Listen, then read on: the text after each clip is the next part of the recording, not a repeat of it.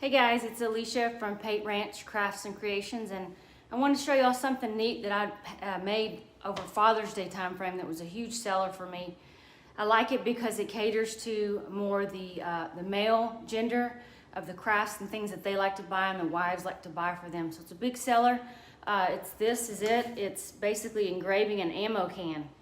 It's pretty cool. So I'm going to do a demo today of how to do that, and I'm going to share the settings for you. So I have a mirror 9, which is awesome because it has enough Z depth to be able to accommodate the size of this. So we'll give you a demo on how to do it today.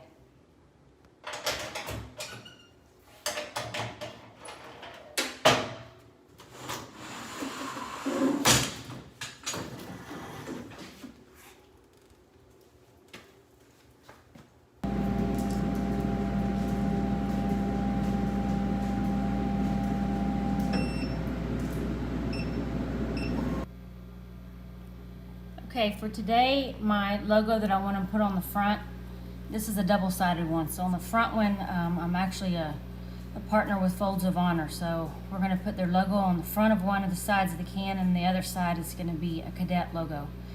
So let me show you what my settings are. For ammo cans, I run at 350 speed, minutes per second, or millimeters per second. My max power for knocking off powder coating is 35. And then my line of interval is 10, and I have a 100-watt laser. Or actually it's 90, but runs at 100 if I max it out. So anyway, that's what the settings look like. So we want to always make sure we go through and do a preview. Looks good. That's what the black is what's going to engrave. And then finally we need to go over here and we need to do a frame on our box.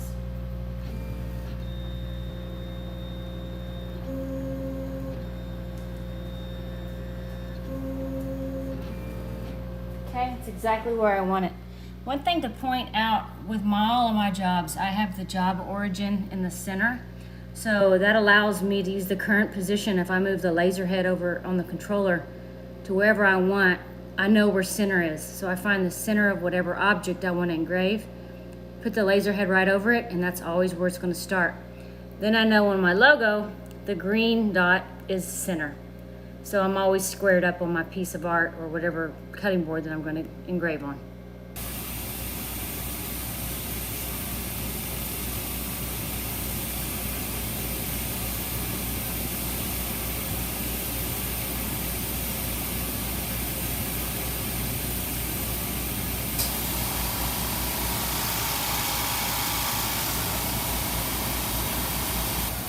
All right, we're almost done. One thing about doing metal is it stinks, so you do smell it. We're getting close.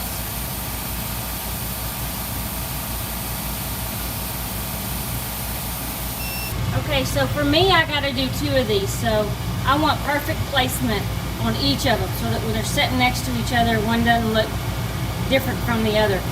So I'm not gonna move my laser head at all. I'm gonna remove this box. And I've found the center point again from left to right on this second box. So all I got to do is measure up that same location with where this head is, and it should be the same place from top to bottom. So let me do that now. Okay, so again, I've lined up my laser head on the center from left to right, and the location from top to bottom should be exactly what the other one was. So all we got to do is tell it to go ahead and burn again. So the final thing that we need to do to clean this up is get the residue off that came from the powder coating removal from the laser. I like to use this. I've been through several different cleaners, but this stuff, it's called LA's Totally Awesome, and guess what it is? It is awesome stuff. I use it on a lot of applications. I use it on my Arctic cups, anything metal that I do, and it's actually great for around the house. They say that it gets crayons out of carpet and all kinds of stuff. I haven't tried that yet. So anyway, I just spray some over the design that we removed the powder coating. Let it set for a second. And what should happen is I'm going to use a paper towel and I'll wipe this up, and it should remove all of the residue. Starting to get it. I got a little more that I need to put on there. Sometimes just being patient and letting it sit. Looks like we got a very nice engrave on this ammo can.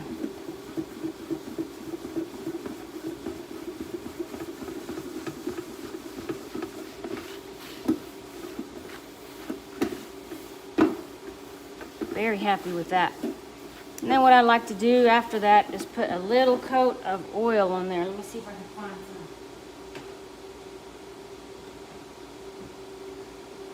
I'm out of olive oil. So, oops.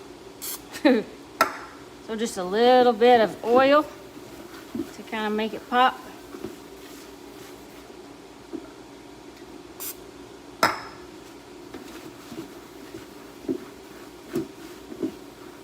And there we go.